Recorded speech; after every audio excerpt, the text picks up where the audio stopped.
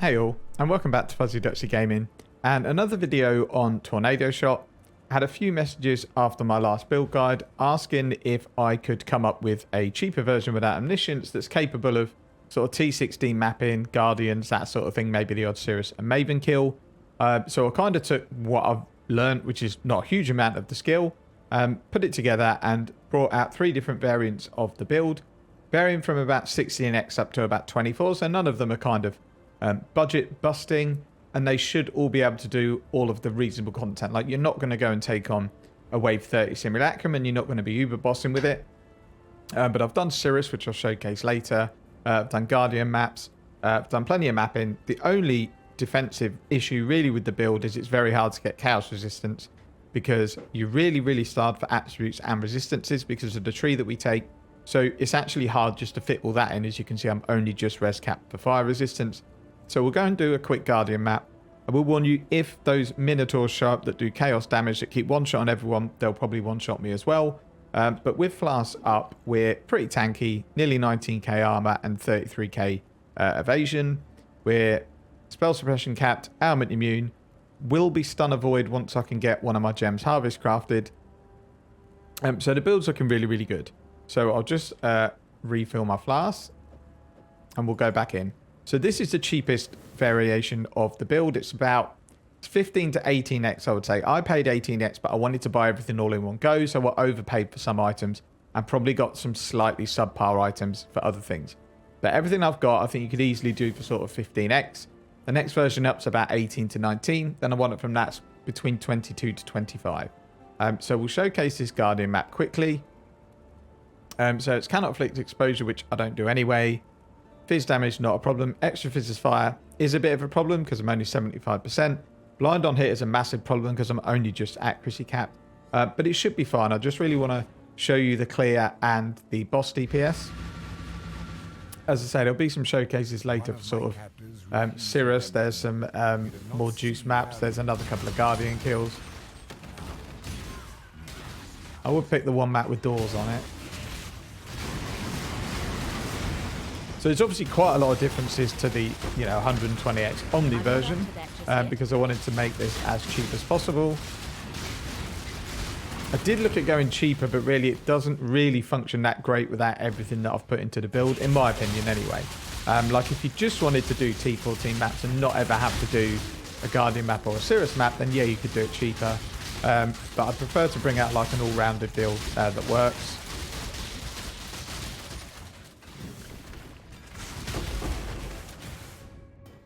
So what you'll find, I don't know if it's GGG trolling, but now I've got no chaos resistance. Nearly every other mob is one of those poison ones that shoots those green poison balls at you. I'm quite surprised in this map I haven't run into any. It's normally every other mob has got one. So Sentinel, again, they block half your damage and really annoying when you haven't got like Giga DPS. Right, I will get rid of that shrine. I think it's kind of cheating. From a Guardian kill, it's not really going to showcase the DPS very well. I'm not doing my Sentinels just because I want to get through the map, but obviously if you wanted to, you could. But I don't want to get one-shot by a Chaos monster, which is probably the only thing that's going to kill the build. It's really tanky in terms of like Cirrus, it can tank his Die Beam pretty easily. Vile Molten Shell, which will activate now, does really well. So we'll activate Vile Molten Shell.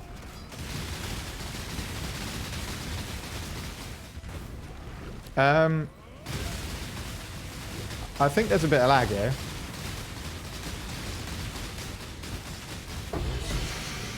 I would say there was a lot of lag there, but yeah, we will just hold the button and kill him. So the DPS would normally be better than that, but with blind on hit, my accuracy is going to be down to about 80%, so I'm only doing 80% of the DPS. But as you can see, for a reasonable budget, it's pretty simple doing the maps. You're fairly tanky other than to chaos resistance. You should survive mapping really easily. I've had one death so far since I've respected this character, and it was to one of those chaos minotaurs, as I said, that's killing everyone. So let's get back out of here, and then we'll jump into the build guide and go through kind of the ins and outs of what you need to do if you want to build a similar character. So what I thought we'd do first is go through the gear, because there's really specific parts of certain gear that you have to get to be able to get like ailment immune, all the defenses in and the DPS for a certain budget. So when we get to those items, I'll talk through them a bit more. In the POB, there's full notes on how to buy each item as in what you're looking for, and also what stats you have to have on the items before you look to proceed. There's 3 different trees as well for 3 different budgets. Again, we'll go through them quickly after we've gone through the gear and the tree. In terms of skills, it's very similar to the last build if anyone watched it, but it is a 6-link in your main chest of LE damage with attacks, inspiration, trinity, increased crit damage, GMP, and then tornado shot. Normally have a 6-link here, but 6-link bows are too expensive to get within sort of a 15 to 18x budget. So it's a 5-link of ballista support, tornado shot, critical damage, ballista, and greater multiple projectiles. Because it's only a 5-link, it keeps the cost at 12 mana, which is fine. We're only going to drop 3 totems, so it doesn't do too much to the mana. In terms of auras, we are running anger, precision, and then we're running a grace, and we're running determination and defiance banner. So you can see them all up here. And the reason we're able to fit them all in and still have 87 mana left, we'll come on to, but it's basically some cluster jewel reservations. There's no enlightened on this version. So I've got a mark on hit of sniper's mark, mark on hit, and then inspiration to lower the cost a bit, and then just a flame dash for travel. Got a molten shell and increased duration just for obviously defense, and then just a precision, which I think I mentioned earlier. And that's basically it. They're all the gems in the build. In terms of gear, if you're not going to run the interrogation jewel, which is like 2x, and then you have to obviously have cluster jewels to fit it into, Gale Sight's really what you want to run because you can apply brittle, and that means you don't have to worry too much about boosting up crit chance on like gear and tree and stuff like that. Ideally, you want tornado shot files and an additional secondary projectile. I picked one up for 1x, but I have no idea if that was just lucky and whether they're normally like 2, 3, or 4. If you can't get that enchant, look for something like anger reservation, grace reservation, defiance banner, increase effect is a really good one as well. There's tons of good enchants you can have, or tornado shot does more damage. If there's no good enchants, just buy the helmet on its own. It's like 5 to 10C. And then maybe put on a live search for a helmet with an enchant that you're interested in. For the amulet, really here, the thing with this build is you need all your suffixes to get stuff like spell suppression and ailment immunity. So this is the item where you need to get your stats in. So as you can see, I've got a turquoise amulet, which isn't the best base because it's dex and we don't need dex. But it's got 42 all attributes once I've put a catalyst on it, and it's got strength. These are the 2 things that I would try and get on your amulet because they're really difficult to cap out on the build. And then anything extra from there is great. So there's lightning damage to attacks on this one, crit multi, life, and then, bit of evasion rating doesn't really mean very much. So the amulet itself, I paid 95 chaos for, and then it's 45 chaos for sovereignty. I said that the full spreadsheet, because I've recorded every sale I made on a video and then I've gone back just to check what the prices were, and they'll all be in a Google Doc linked down below. In terms of the bow, this is one that I actually was trying to sell for an X and no one bought it, so I thought, well, it's fine to value that at an X, so I'll send it across to the character to use it. It's projectile speed base, and then on this quiver, you just want to stack damage. All you want to worry about damage in life. We don't try and get resistance or anything like that. You can get an absolute ton of damage from a quiver. So this one's got crit multi, increased projectile speed and damage with bows, which is a really good combo. It's got attack speed, and I've managed to craft life. Ideally, I'd have more life on it, but then it kind of increases the cost probably to 2, 3 to 4x. Rings, I specifically looked for unveiled ones that have -10 mana cost because I don't want to have to run the Replica Conqueror's efficiency because I need my jewel slots for other purposes. So what I did here was I put in a trade search for -10 to mana cost, and then I put in like 50 resistance and 50 life. Saw what came up. They were all fairly cheap. I think I paid 50C for each ring. But then what I had to end up doing, because once I'd finished building a character, I didn't have enough resistances.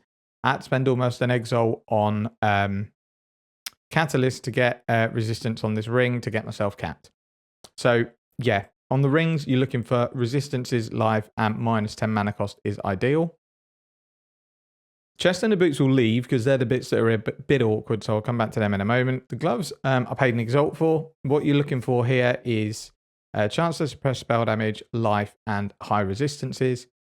These I paid an Exile because they already had the 8% chance to suppress spell damage. So that saves me rolling that, and that can cost like half an X, to 3/4 of an X if you get unlucky. So the gloves themselves as a base, probably not worth an Exalt, but with the 8% chance to suppress spell damage, they are. And it is a stat you need to get if you want to cap spell suppression without taking like every node on the tree. And then I've just rolled with the other orb until it hits something that was useful. I think I used 3 or 4 orbs to hit lightning damage. Would prefer attack speed, but lightning damage is good enough and I want to keep the budget down. Stygian Vise was my most expensive purchase. I think it cost me 1.5x. Essentially, I just needed tons of resistances because I was struggling for them. So I just wanted T1 life and resistances.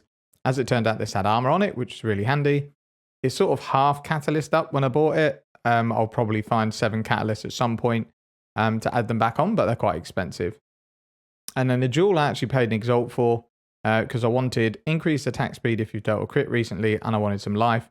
It just turned out it had intelligence on it as well, which massively helps. This just saves me from pathing up to the Chaos Rares bit to get Corrupted Blood Immune here. Because this build, we really need the points. We don't get Chaos Resistance anywhere else, which we'll come on to again in a bit. So I've kind of dropped this here, get it on the jewel, and then it allows me to free up those Chaos Resistance points. The bow we'll cover off next. This was an Exalt to buy. It's not 6-linked, it was 5-linked. A 6-link version was about 5x. So I could 6-link it for 2 Exalts, but again, it increases the cost, and the DPS is good enough to do like T16 maps, Cirrus, stuff like that.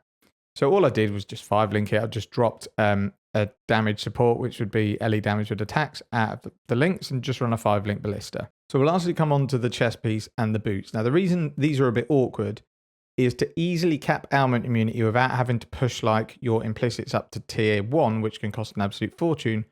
One of your items has to have unveiled elemental ailments on it. So either your body armor or your boots has to have 35% ailment avoidance on it for you to get capped really easily and fairly cheaply. So what I did at first was look for boots with these stats on them. So spell suppression, life, movement speed, and the 35% avoid ailments. And they were about 10x for a decent pair. So that was a no. So then I went on to chest pieces, and there was this one. I rolled the implicits on it. Now it wasn't 6-linked, but again I put in a search. High spell suppression, life, chance to avoid ailments, and this one already had this life and mana crafted on it. I was either looking for that or an empty prefix for the craft. This was 1x for the base. It was already 6-socketed. So then I spent another 2x just to get it crafted on the bench with 1500 fusings, because getting a 6-link already with all these stats on it was about 6x. So it made sense. Rather than spend 10x on boots and make the chest cheap, I can buy a chest, link it, 3x, it's a fair old budget. But it then meant I could buy some boots for 5 chaos. And that's how much these boots were. And what I was looking for was chance to suppress spell damage, life, movement speed, and it needed an open suffix so I can craft avoid ailment. So what this allows me to do with the fact that we've got such a high roll on one of the items, I used Eldritch implicits to get avoid ailments, and that takes me up to 101%, I think. I was looking for avoid stun on my second one, but I didn't want to roll like 50 or 60 orbs. We hit movement speed after 6 or 7, and I left it at that. If I came across some more, I would roll cannot be stunned, because then that'll make me 100%.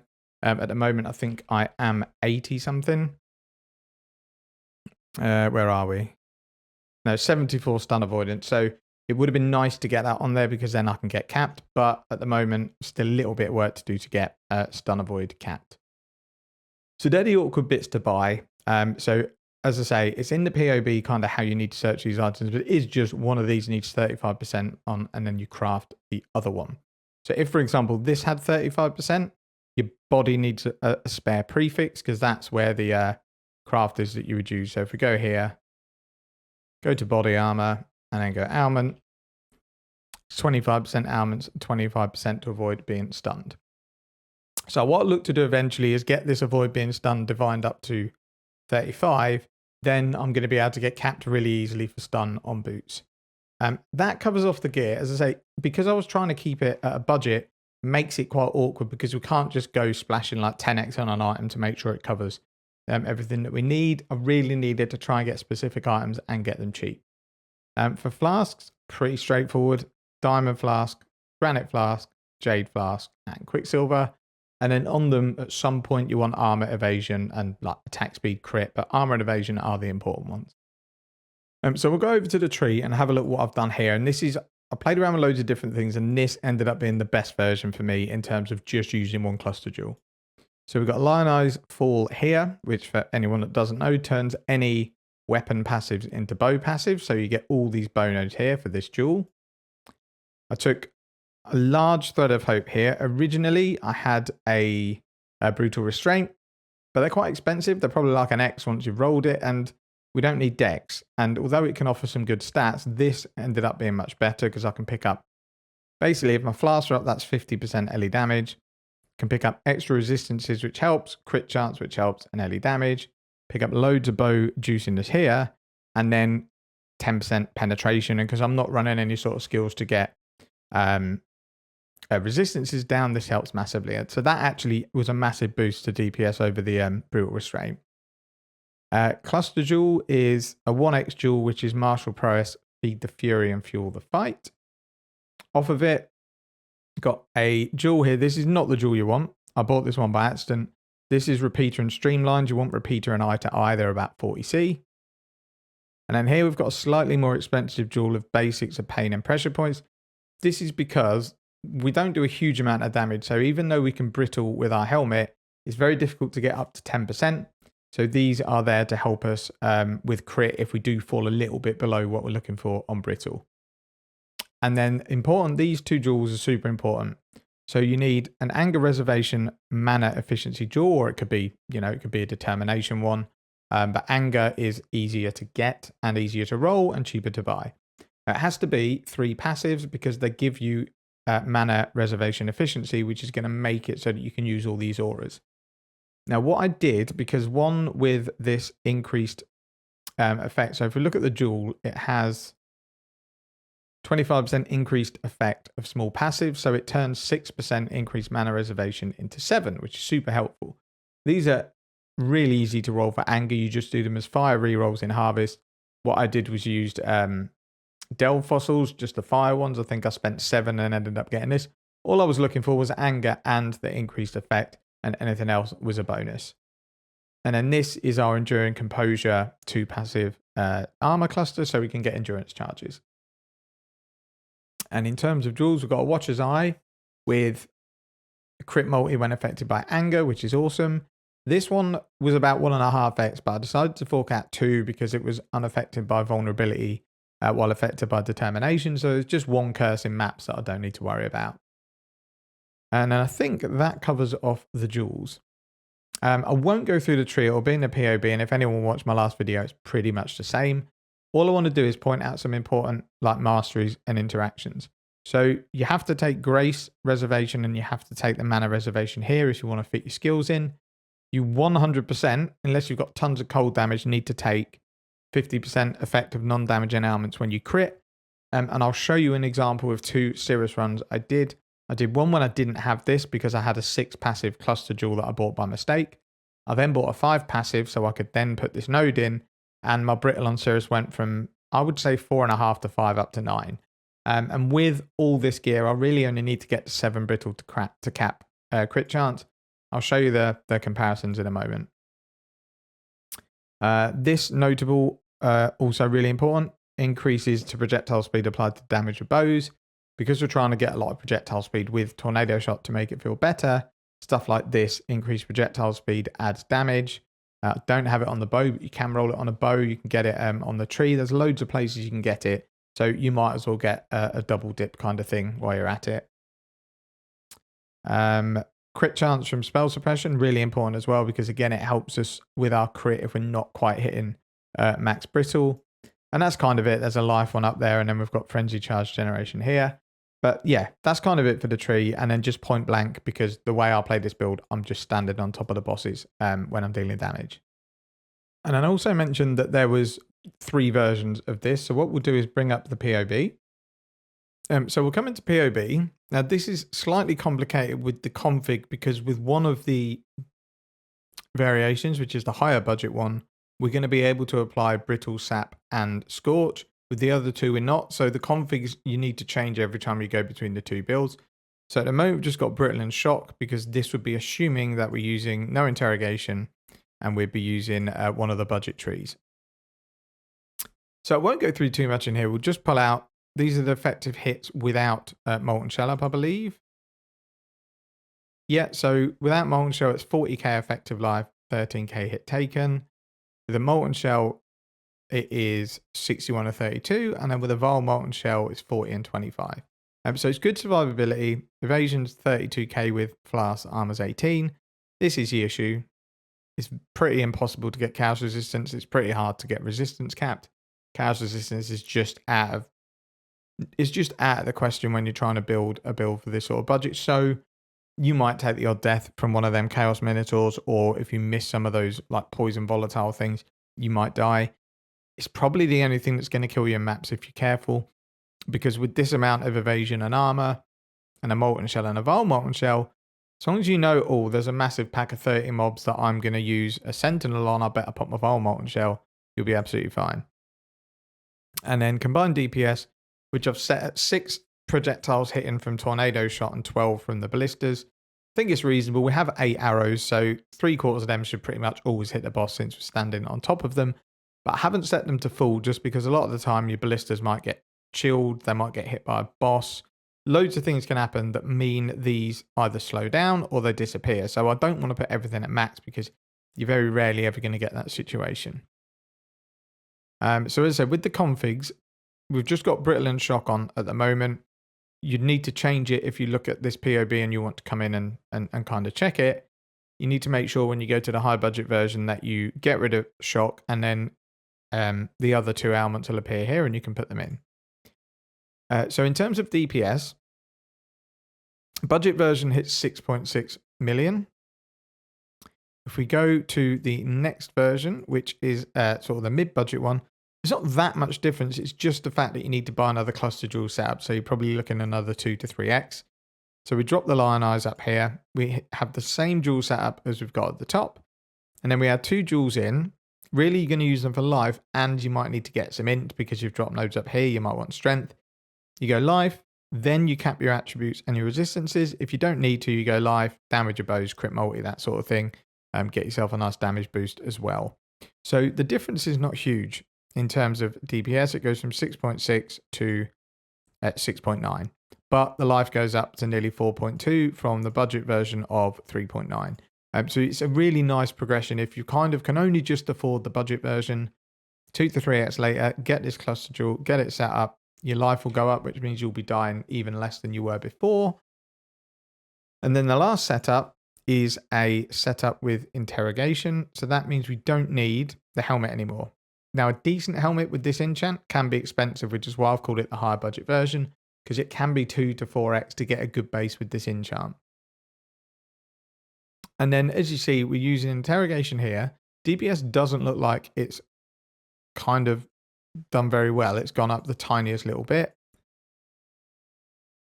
But what we need to do is go in and do the config now that we've got that. So we're going to take off shocked because the enemy is not shocked. But we do a load of fire damage on this build because of anger. And Scorch goes up to 30. You're easily going to get 20 on enemies. So we'll set the Scorch to 20. Brittle 8 is fine. Sap, you're going to get about 12. Brittle, you'll probably get a little bit more, to be honest, but you don't need any more because we're capped anyway. And then the damage goes up to almost 8 million. So I can't really compare because I'm going to have to reconfig again. But yeah, essentially, they go up in stages. You get a decent increase for each one. And again, the life will creep up with each one as you get more points. You can add more life in. So the interrogation one is a level 94 tree. But if you got up to level 96, you can then go in, you can add your life mastery back in. And you can add this 6% life up here. And you're now sitting at a decent life pool for a bow character at 4.6 million. That's it for the POB. It's going to be in the description. There's not really much more to say about the character. It performed way better than I thought it would. I was not convinced it would have the DPS on Cirrus that it did. Yes, I know 15x isn't cheap, but at this stage in the league, it's not expensive either. You could farm that. You might sit down and play for 4 or 5 hours. If you really farm hard, you can farm that. So you can have this build ready in 5 hours. The bit that takes time is buying all the gear and making sure you're buying it for the right price. It took me I mean, I was doing it in between bits of work, but I would think it took me 2 to 3 hours to buy all the items. So it is something that you're going to need some time to do. Otherwise, you're going to end up rushing items. And if you break one bit, it can brick it a little bit. So that's it for the build guide. As I said, there's a full Excel document with all the costs and stuff for all the items. There's a full POB, and in that POB, there is notes on exactly what to look for each item, what jewels you need, what clusters you need, and when and where you transition to each variant. And it's got a really detailed explanation in here of your chest and boots, because I know it's a little bit confusing. If there's anything you're not sure of, feel free to leave a comment in the video. But I can say now that I've tested it, yes, the build 100% works on a 15 to 20x budget. It's fun. It will do bog standard bosses like Maven, Cirrus, does mapping. Awesome, fun build. So that's it for me. Thanks again for watching. Take care and see you in the next one.